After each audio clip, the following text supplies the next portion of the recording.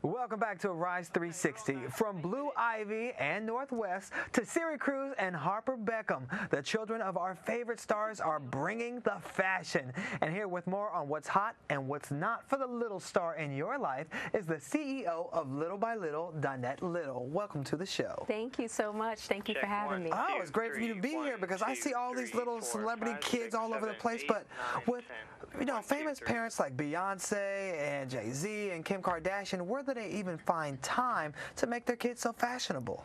Well, like anything, things that you want to enjoy or that you love, you make time for. And obviously children are, their most prized possession, so they're going to make time to style their kids. I also think it's really not difficult because a lot of times celebrities shop in the same stores as they do for themselves for their children. And a lot of them probably have stylists helping them. Of course. How could you do without the stylist? Right. Yeah. Well, do you have any idea of how much like a celebrity stylist would cost for a kid on average? Average about $500 per day, up to $5,000 per day. Wow. Yeah. I'm going to be styling my own kids. How about that? All right. So what are some of the trends that you're seeing right now for these tiny tykes? Well, some of the trends include the same things for adults. Big floral patterns are definitely really huge this season. Embroidery, ripped jeans. Yeah, so basically kind of like the same things that you see for adults. What about colors? Are we saying like dull, natural colors, bold, bright colors? You're seeing a little bit of both. So bright colors like the one that I'm wearing today. Very beautiful. Thank you so much. So this is definitely on trend with fashion right now. And then we also have nudes. Nudes are a big thing for not only children's wear but adult as well. Nudes, neutral tones such as lavender, mauve, and things of that nature. Oh, sounds good to me. Okay. But you know what? I noticed that sometimes these kids, they dress a little too grown for my liking. What are the rules to, how a kid should dress, whether they're, under the age of 10 or in their teens? Okay. So you and I share that value. Right. Sometimes the kids are a little bit too grown for me, and you can't really judge anyone else's parenting style. So it's really up to the parents. But personally, I feel like, especially with little girls, it just really shouldn't be too much skin showing unless you're, on the beach. Now, when you say skin, are we talking about shoulders? Are we talking about midriffs? Are we talking about legs? Like, which part is the part that should not show? Okay, so it can be all of it. Okay. It can be all any, of it. My kids are wearing boxes. It could definitely be any of the one, but definitely like a midriff area doesn't need to show unless it's like a tankini or bikini on the beach. No, Shoulders they're wearing turtlenecks to the beach. Turtlenecks, yeah. okay. No, I'm just kidding. That's okay too. Right. They have swimsuits that go all the way up, like the surface suits. Thank you for telling me that. Yeah, so definitely. But yeah, you don't want any midriff showing if it's not necessary. Legs are okay, but maybe you want to keep the skirt length a little closer to the knee, if not below the knee. Yeah. Now, one of the things my kids and I are always fighting about is, getting dressed in the morning because they want to dress themselves. Is it a good idea to let them, experiment with that? Because a lot of times they go out the house looking a hot mess. And my wife was like, did you really let them go out like that? Like, did you see them before they left the house?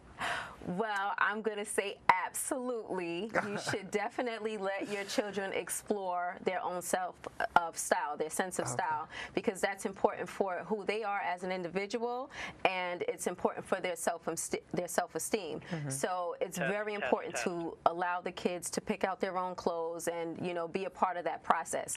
However, you as the parent, you have to oversee this process, and maybe you kind of guide them along the way. Hey, maybe this will work better together, these colors, and for your skin complexion, or maybe this look depending on the event that you're going to, or you're just going to school, or play date here, birthday party there. So you yourself have to oversee what your child is picking out, but you should definitely allow them to be the individual. Okay, well, now that I have your tips, I can help them be fashionable. Yes, absolutely. But you know what? How can real parents keep up with the Kardashians, literally, and dressing their kids? Well, you know what? It's really not that hard.